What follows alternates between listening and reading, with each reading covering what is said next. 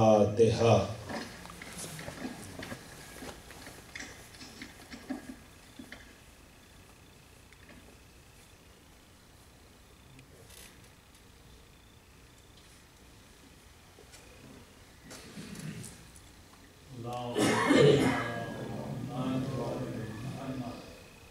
لا حول ولا قوة إلا بالله العلي العظيم۔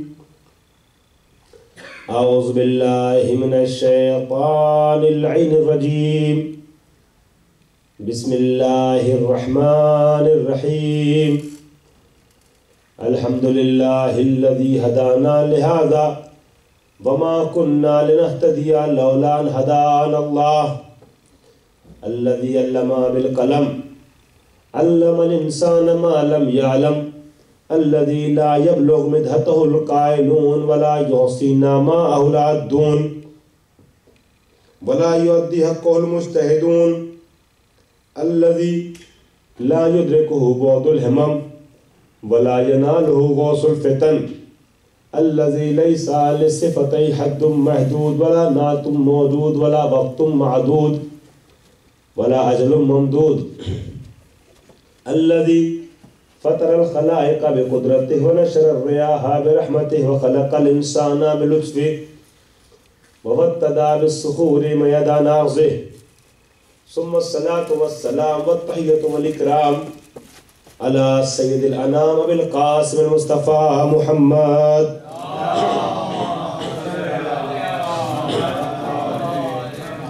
وآله الطيبين الطاهرين المعصومين المنتجبين المظلومين الغر الميامين سيما ابن أمه علي عليه السلام الذي نصبه علما للإسلام ورفعه لكسر الأصنام جازم وأناق النواسب اللئام وواضع علوم الأدب لحفظ الكلام واللعنة الدائمة الباقية على أعدائهم أجمعين من الآن إلى قيام يوم الدين أما بعد فقد قال الله الحكيم في كتابه الكريم بسم الله الرحمن الرحيم إنما يريد الله ليذهب عنكم الرجس أهل البيت ويطهركم تطهيرا۔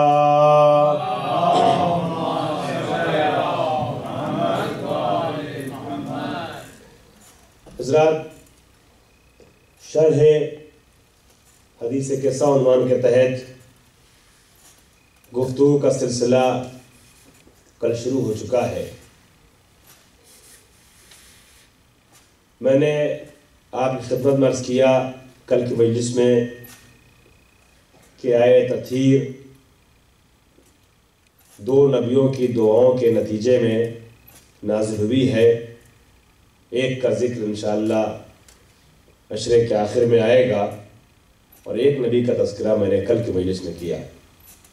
جناب ابراہیم علیہ السلام کے حوالے سے گفتگو کر رہا تھا اور آیت تطہیر پہ لا کے بات کو روکا تھا۔ آج سے میں نے وعدہ کیا تھا کہ شرح حدیث قصہ عنوان کے تحت متن حدیث قصہ میں وارد ہوں گے، یعنی جو حدیث قصہ کے جملے ہیں، جو الفاظ ہیں، اس کی وضاحتوں کی ابتدا ہوگی۔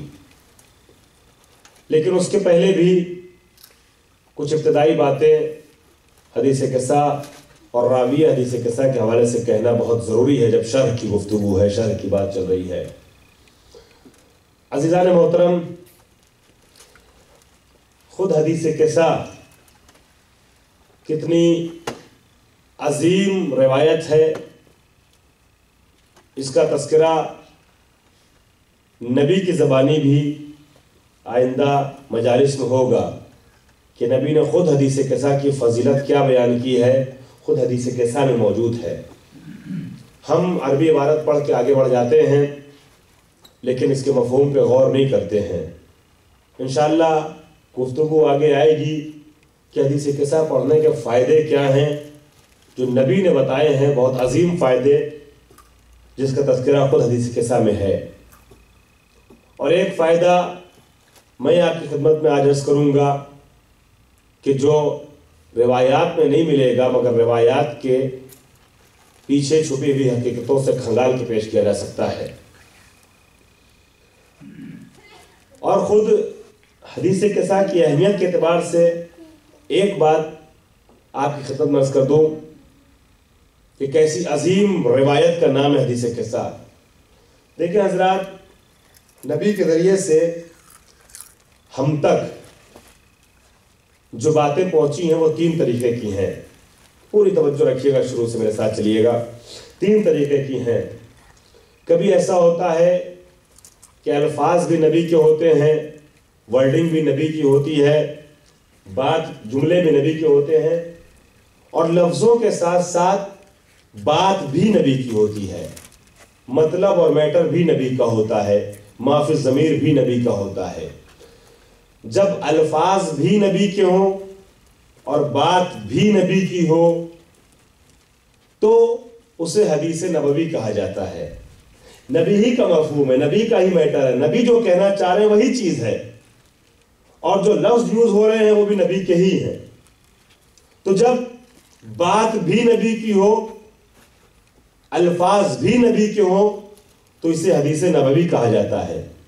اور کبھی ایسا ہوتا ہے کہ بات بھی خدا کی ہے، الفاظ بھی خدا کے ہیں، صرف پہنچانے والا نبی ہے، اسے قرآن مجید کہا جاتا ہے، اسے آیت کہا جاتا ہے، آیت قرآن مجید۔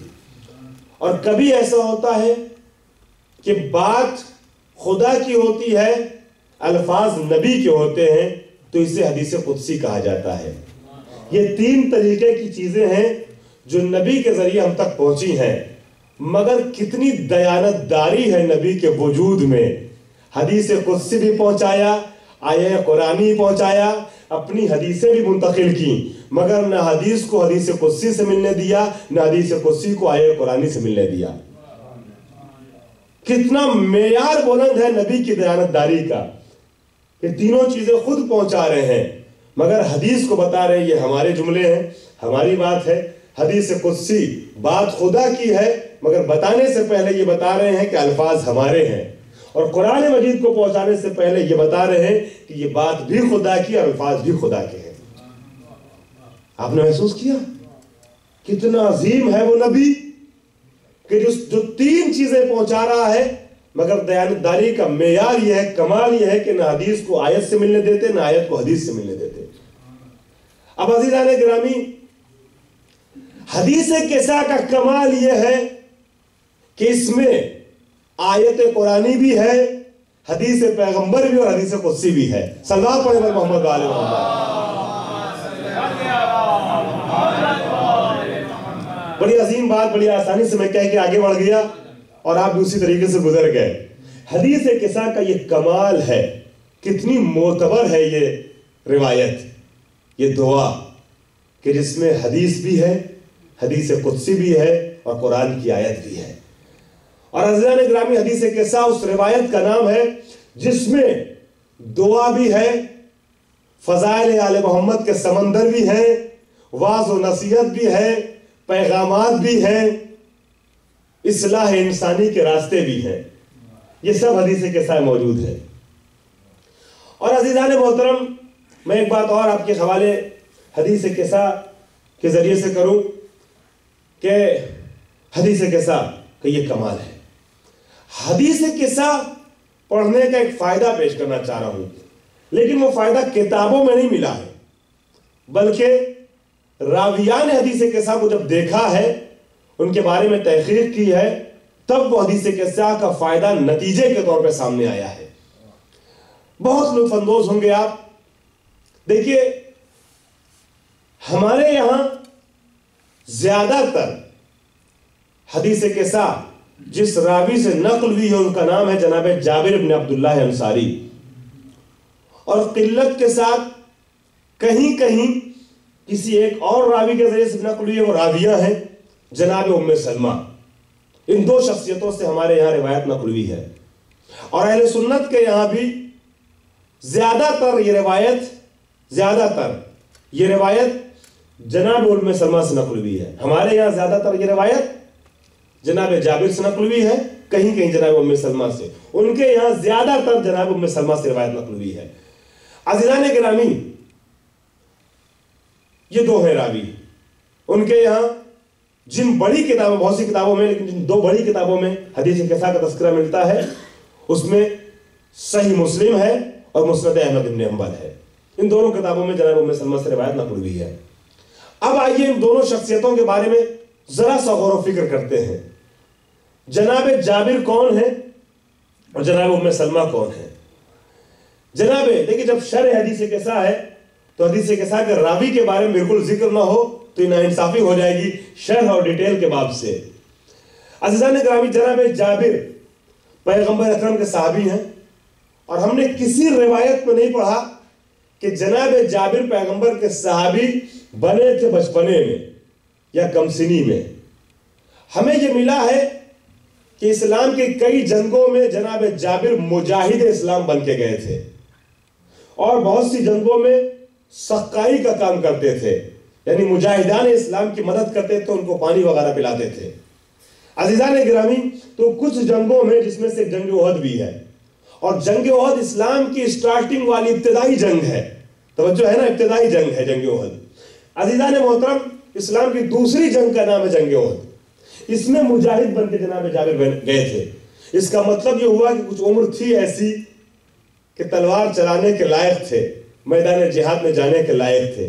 ٹھیک ہے، یہ مجھے نہیں ملا کہ اس وقت ایج کیا تھی ان کی، مگر کم سے کم اتنا ملا کہ مجاہد بن کر میدان میں لڑنے کے لائق تھے. جناب جابر اتنے بڑے تھے جب نبی کے صحابی بنے. اچھا، اس کے بعد آئیے، امیر المومنین کا دور خلافت آیا ہے، دور حکومت آیا ہے.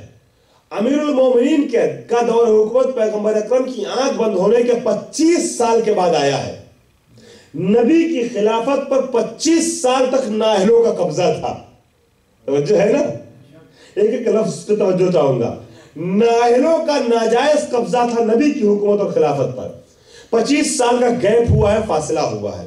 اس کے بعد حضرت علی کی 5 سالہ حکومت، 4.5 سال کی حکومت تھی. 4 سال اور 6.5 مہینہ، تقریباً 4.5-5 سال کی حکومت یہ حضرت علی کی تھی. حضرت علی کی حکومت میں جناب جابر امیر المومنین کے اصحاب میں سے رہے، ان کے ساتھیوں میں سے رہے، ان کے ہاتھوں میں بیعت کی ہے. عزیزان گرامی، کچھ جنگوں میں امیر المومنین کے ساتھ رہے، جیسے جنگ جمل، جیسے جنگ صفین میں جناب جابر. اب اس کے بعد امیر المومنین کی حکومت اور امامت کے بعد 10 سالہ دور امامت آتا ہے امام حسن کا. امام حسن کے ہاتھوں پہ جناب جابر نے بیعت کی، ان کی امامت کا اعتراف کیا ہے، ان کے صحابی بن کے رہے. میں آپ کو کہیں لے کے جانا چاہتا ہوں. اور عزیزان محترم، اب اس کے بعد امام حسن کی حکومت کے بعد یا امامت کے بعد 6 مہینے کی حکومت اور 9.5 سال کی امامت، اس کے بعد یعنی اس 10 سال کے دور امامت امام حسن کے بعد امام حسین کا 10 سالہ دور امامت آتا ہے. اور امام حسین کے ساتھ ان کے صحابی بن کے جابر رہے ہیں. میں کچھ کہنا چاہ رہا ہوں، اپنے ذہن کو میرے ساتھ لے کے چلیے گا. جناب جابر نے امام حسین کا دور حکومت درج کیا ہے. یہ امام حسین ہے 5ویں معصوم، بیچ میں جناب فاطمہ بھی ہیں، 5ویں معصوم. امام حسین کے بعد امام سید سجاد کا دور امامت آتا ہے. امام سید سجاد کے ہاتھوں پہ جناب جابر بیعت کرتے ہیں.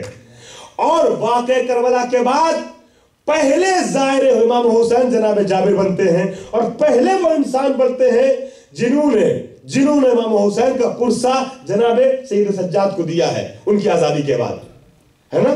اس کے بعد آپ کو معلوم ہے 6 میں واقعہ پڑھا جاتا ہے کہ جناب جابر کربلا میں امام سجاد سے پہلے موجود تھے. اور اس کے بعد پھر جناب جابر مدینے واپس آتے ہیں. مدینے واپسی پر امام محمد باقر علیہ السلام کے زمان حکومت کو درج کرتے ہیں. واقعہ کربلا کے 35 ایئرز کے بعد، 35 سال کے بعد امام سجاد کی شہادت واقع ہوتی ہے. 35 سال گزرے ہیں. نبی اکرم کی شہادت کے 50 سال کے بعد کربلا کا واقعہ ہے. کربلا کے واقعے کے 35 سال کے بعد امام سید سجاد کی شہادت واقع ہوئی ہے. 95 ہجری میں ہے، سن 95 ہجری میں امام سجاد دنیا سے گئے ہیں. اس کے بعد امام محمد باقر کا زمانے امامت شروع ہوا ہے، اور جب امام محمد باقر علیہ السلام اچھی خاصی ایج تک پہنچ چکے ہیں اور ان کو امام مانا جانے لگا شیعوں کی طرف سے، اس وقت جناب جابر امام باقر کے پاس آتے ہیں بیعت کرنے کے لیے، ان کے ہاتھوں پہ بیعت کرنے کے لیے، مگر ایسے نہیں بیعت کی ہے۔ یاد رہے کہ ائمہ کے چاہنے والوں نے امام کو صرف نام کی بنیاد پہ نہیں مانا ہے، بلکہ ان کی شخصیتوں کا اعتراف کرنے کے بعد مانا ہے۔ شخصیتوں کا امامت کا اہل پایا ہے تب امام مانا ہے۔ اب جناب جابر نے کیسے اہلیت پائی؟ اہلیت دیکھی، جناب جابر آتے ہیں امام باقر علیہ السلام کے پاس۔ جناب جابر کی کبر سنی کی وجہ سے، کہولت سنی کی وجہ سے، ایج زیادہ ہونے کی وجہ سے آنکھوں کی بینائی چلی گئی ہے، بصارت چلی گئی ہے، دیکھ نہیں پاتے ہیں جناب جابر۔ جناب جابر کو بتایا گیا کہ یہ ہے جانشین امام سجاد، یعنی نبی کے 5ویں جانشین امام محمد باقر ہے۔ اب نبی کا پیغام ہے جو اپنے سینے میں چھپائے پھر رہے ہیں جناب جابر۔ آپ کا ذہن پہنچ رہا ہے نا، اپنے سینے میں جناب جابر چھپائے ہوئے پیغام چل رہے ہیں۔ اب وہ جابر آتے ہیں امام سجاد کے پاس، اور جناب امام سجاد سے جابر کہتے ہیں کہ مجھے پیغمبر اکرم نے یہ بتایا تھا کہ جابر تمہیں اللہ طولانی عمر عطا کرے گا، تم میرے 5ویں جانشین سے ملو گے جس کا نام میرا نام ہوگا، جس کا کردار میرا کردار ہوگا، جس کا کیریکٹر میرا کیریکٹر ہوگا، جس کی سیرت میری سیرت ہوگی، جس کی صورت میری صورت ہوگی۔ تم جب اس کو دیکھنا نا تو پھر میرا سلام پہنچانا۔ اللہ اکبر، میرا سلام پہنچانا۔ عزیزان اکرامی، جیسی جناب جابر یہ بات کہتے ہیں، امام باقر کہتے ہیں، تو پھر آپ کو اعتراض کیا ہے؟ سوچ کیا رہے ہیں؟ جھجک کیا ہے؟ سلام کیوں نہیں پہنچاتے؟ جناب جابر کہتے ہیں کہ نبی نے فرمایا تھا جب اسے دیکھنا تو پھر میرا سلام کہنا۔ میری آنکھوں کی بصارت چلی گئی ہے، میں کیا جانوں آپ کیسے چلتے ہیں، کیسے بولتے ہیں، کیسے کھاتے ہیں، کیسے پیتے ہیں، کیسے اٹھتے ہیں، کیسے بیٹھتے ہیں، میں آپ کی صورت اور سیرت کو نبی سے مطابقت کیسے دوں؟ اور نبی نے کہا جب دیکھنا تو میرا سلام پہنچانا۔